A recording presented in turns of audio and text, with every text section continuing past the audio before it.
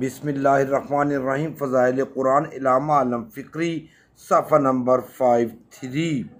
قرآن کو دیکھ کر پڑھنے کا ثواب زیادہ ہے۔ قرآن مجید کو اوراق سے دیکھ کر پڑھنے کا ثواب دگنا ہے۔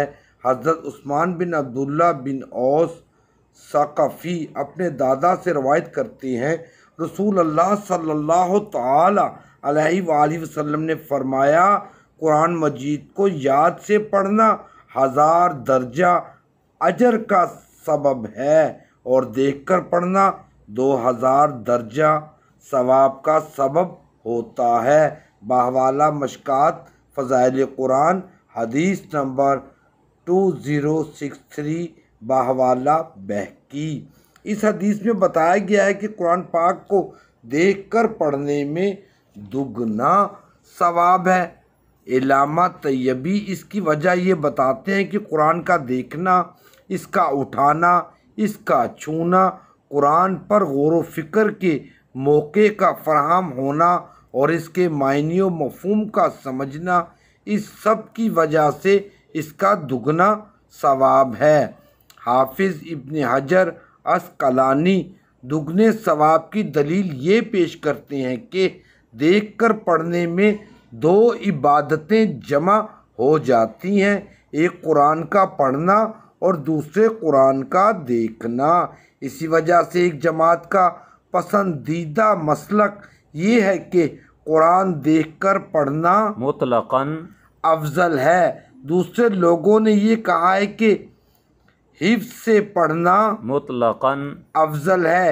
ان کی دلیل حضور صلی اللہ تعالی علیہ وسلم کا عمل ہے۔ حضور صلی اللہ علیہ وسلم حفظ سے قرآن پڑھتے تھے۔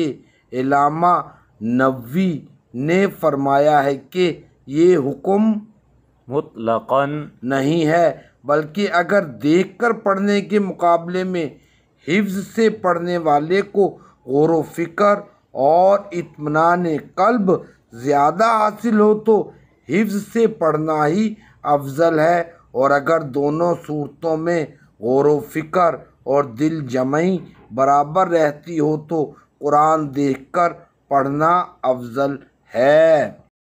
فضائل قرآن، صفحہ نمبر 248۔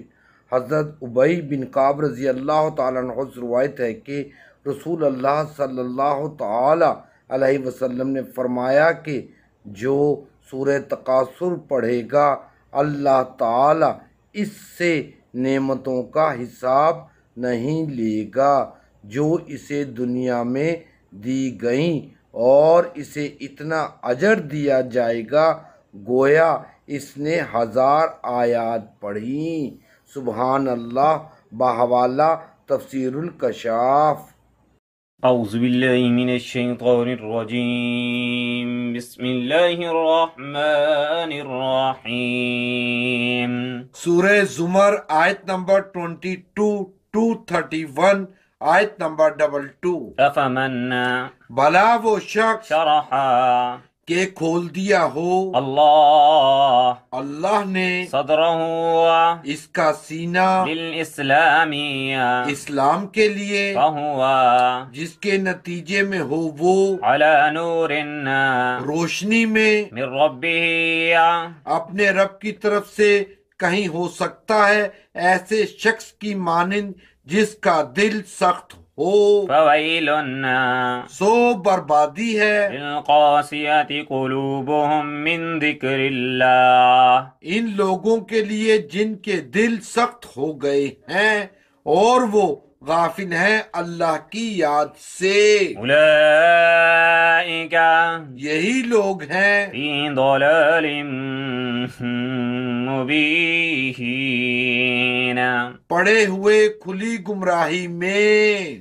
افمن شرح اللہ صدرہ للاسلام فهو على نور من ربه فویل للقاسیة قلوبهم من ذکر اللہ، اولئک فی ضلال مبین۔ بھلا وہ شخص کے کھول دیا ہو اللہ نے اس کا سینہ اسلام کے لیے، جس کے نتیجے میں ہو وہ روشنی میں اپنے رب کی طرف سے کہیں ہو سکتا ہے، ایسے شخص کی مانند جس کا دل سخت ہو، سو بربادی ہے ان لوگوں کے لیے جن کے دل سخت ہو گئے ہیں اور وہ غافل ہیں اللہ کی یاد سے، یہی لوگ ہیں پڑے ہوئے کھلی گمراہی میں۔ استغفر اللہ۔